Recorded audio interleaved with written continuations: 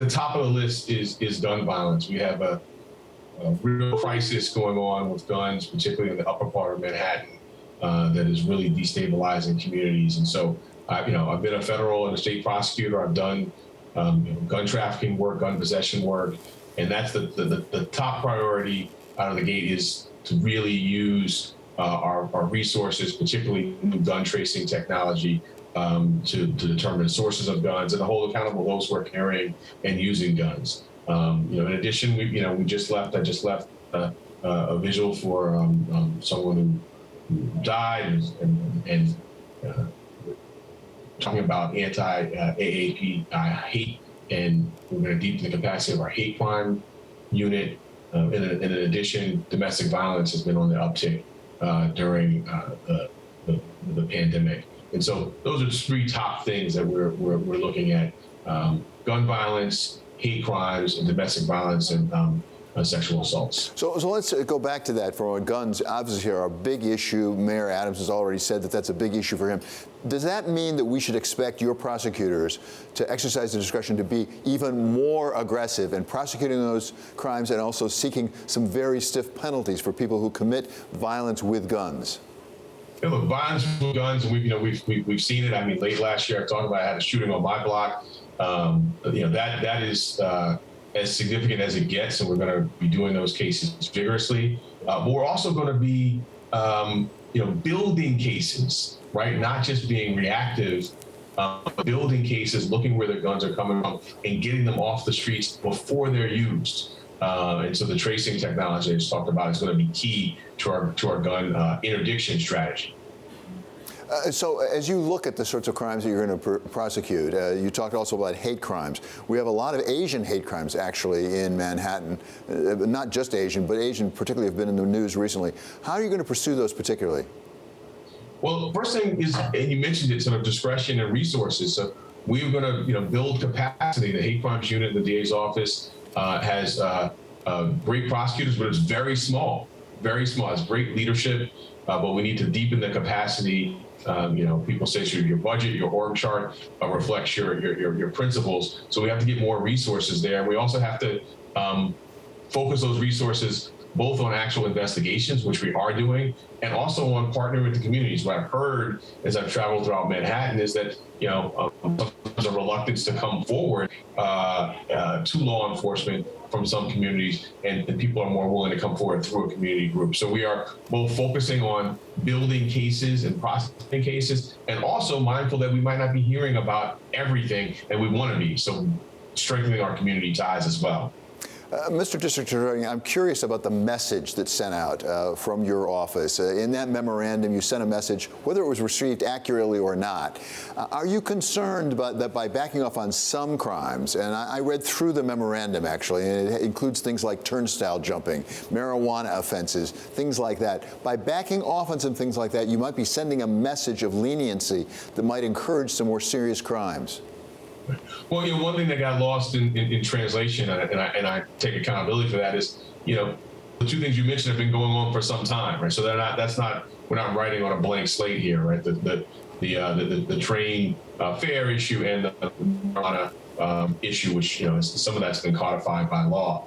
So look, we want to send a message out that we're going to be enforcing the law, and we're focusing, as I think is appropriate, on that which are the drivers of violence. But I do think we need to send out the message that we care about everything else too, but we're going to use the full range of government resources. So for verifications, it's not like there's no accountability. We're still going to get a summons, and that's what the NYPD's been doing for years in Manhattan, and so we're going to continue that. We're going to have government accountability, which just, given where we are on the issues I mentioned, guns, hate crimes, domestic violence, and others, we really have to focus our attention there.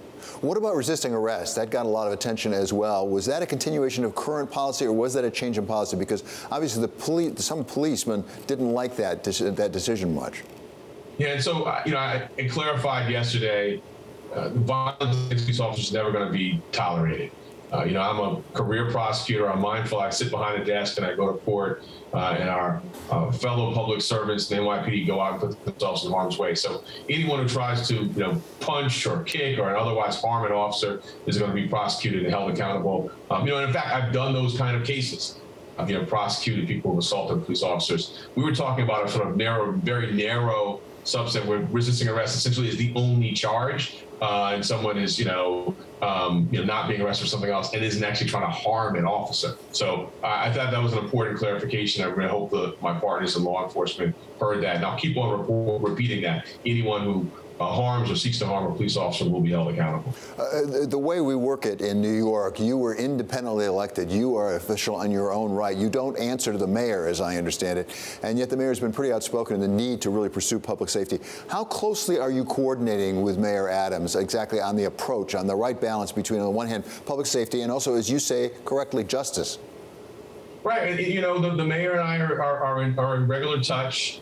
When you talk about the election season, we both talked about very similar trajectories. Two young black boys growing into men who experienced police accountability issues in their youth and channeled those experiences into a career in law enforcement. His case as a police officer, my case as a prosecutor. And now our focus both on public safety and justice. And so, I'm looking forward to continuing the partnership with the mayor and obviously the police commissioner, an essential relationship for my office to help deliver safety in partnership with the NYPD and the mayor's office. And finally, Mr. District Attorney, one of the things that's gotten a lot of attention, obviously, is the investigation of the former President Donald Trump, which, as I understand, your office is doing in conjunction with the State Attorney General, Letitia James's office. How many resources is your office devoting to that? And I guess I would ask, given the problems we have that you've described, for example, with gun violence, with hate crimes, is it a sensible use of resources right now to spend a lot of time and energy on that?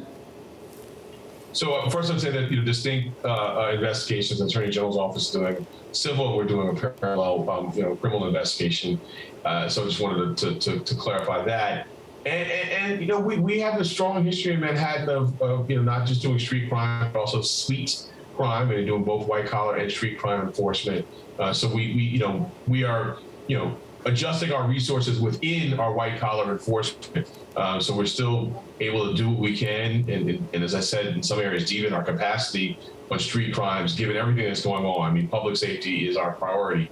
But we've got a history of doing white collar crime enforcement, and so therefore we've got personnel and a structure around that. And so we've got this is a case that's consequential and takes some resources, but pulling from other white collar enforcement and looking at our priorities. And as you know, I'm relatively new to office, and so I'm not in any way prejudging that investigation, and obviously mindful of it and paying attention to it. We're going to follow the facts to where they go.